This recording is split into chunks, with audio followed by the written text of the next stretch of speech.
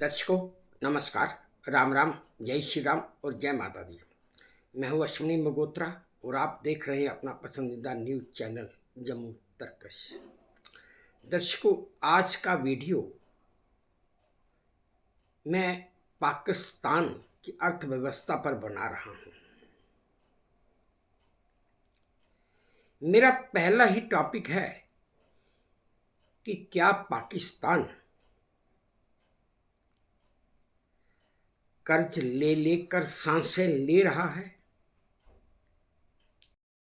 जैसा कि आप सभी जानते होंगे, अभी कुछ दिन पहले इंटरनेशनल मॉनेटरी फंड ने पाकिस्तान के लिए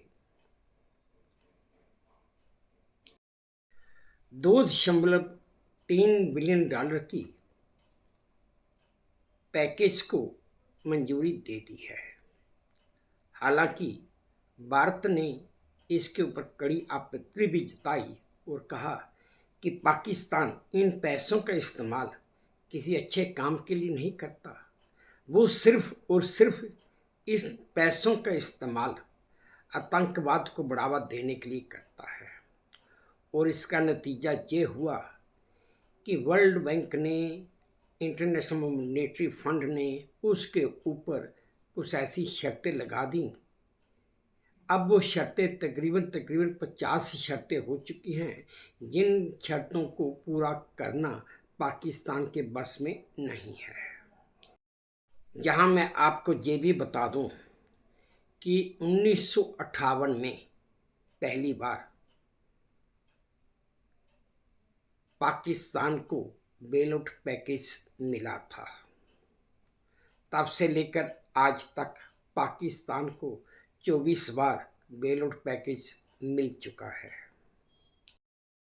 मैं आपको ये भी बता दूं कि पिछले साल 2024 अंत तक ही पाकिस्तान के ऊपर 130 बिलियन डॉलर से अधिक का कर्ज हो चुका था। और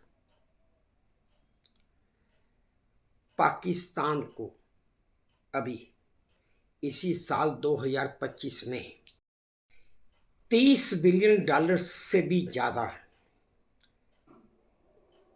ब्याज और कर्ज चुकाना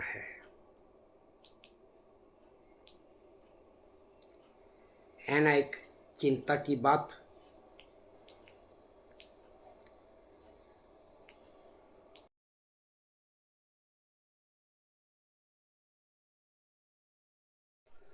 और अगर मैं दूसरी तरफ चलूं तो ये भी देखना होगा कि पाकिस्तान को जो बेलआउट पैकेज मिलते हैं वो उनका इस्तेमाल कहां कहां पर करता है। अगर सही मायने में देखा जाए तो जो बेलआउट पैकेज पाकिस्तान को मिलता है उसके मुताबिक उसे अपना एक कर्ज और उसका ब्याज चुकाना होता है। दूसरा, गैस और पेट्रोलियम प्रोडक्ट्स इंपोर्ट करने होते हैं। लेकिन वो अपने बेलआउट पैकेज का मैक्सिमम पार्ट आतंकवाद को बढ़ावा देने में ही खर्च करता आया है। और अगर आप ये भी देखें कि पाकिस्तान के पास अपना विदेशी मुद्रा भंडार सिर्फ और सिर्फ 15.61 बिलियन डॉलर का रह गया है। और इस पैसे से पाकिस्तान ज़्यादा से ज़्यादा 3 महीने और चल सकता है, उससे ज़्यादा एक दिन भी नहीं।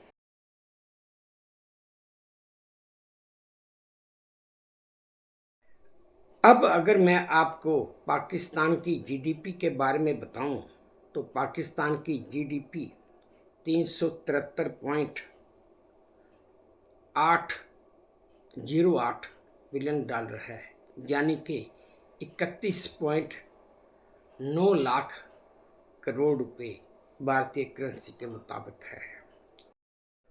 और पाकिस्तान दुनिया की सबसे 44वें नंबर पर सबसे बड़ी अर्थव्यवस्था भी है। और तो और पाकिस्तान की जीडीपी का 73.6% तो उस पर विदेशी कर्ज ही है ना। हैरानगी और चिंता की बात, हमारे लिए चिंता की बात नहीं है, ये बात चिंता की पाकिस्तान के लिए है। क्योंकि अगर यही हाल चलता रहा, भारत कुछ करे या ना करे, पाकिस्तान वैसे ही ख़त्म होने वाला है और ख़त्म हो भी जाएगा। और इस समय पाकिस्तान पर जो कर्ज चल रहा है वो बेहद ही खतरनाक 70 पर पहुंच चुका है।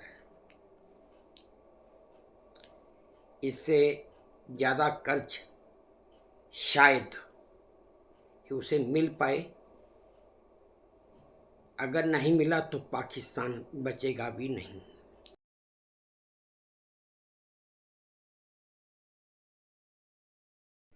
दर्शकों, मैं आपको ये भी बता दूं कि पाकिस्तान पर किस किस देश का, किस किस वर्ल्ड के बैंक का कितना कितना कर्ज है।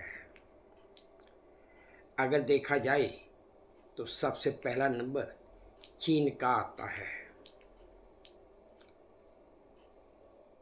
चीन का पाकिस्तान के ऊपर इस समय $28.78 बिलियन का कर्ज है।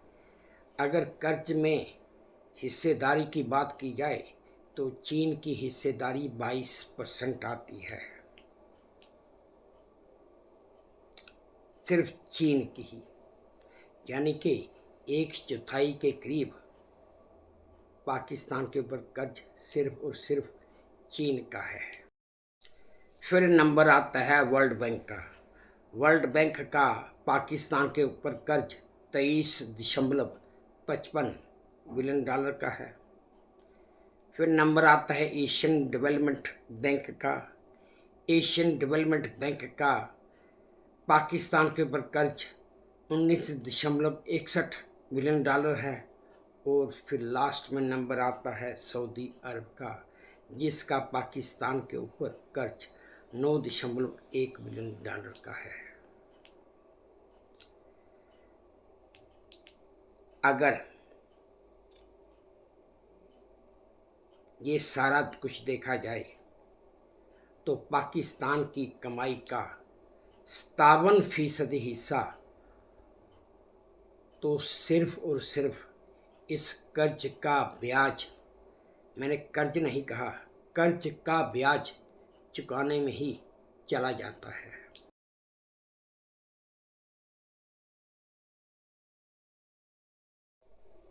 पाकिस्तान के मुकाबले में अगर मैं भारत की बात करूं तो भारत की अर्थव्यवस्था पाकिस्तान के लिहाज से 1000 गुना अच्छी है।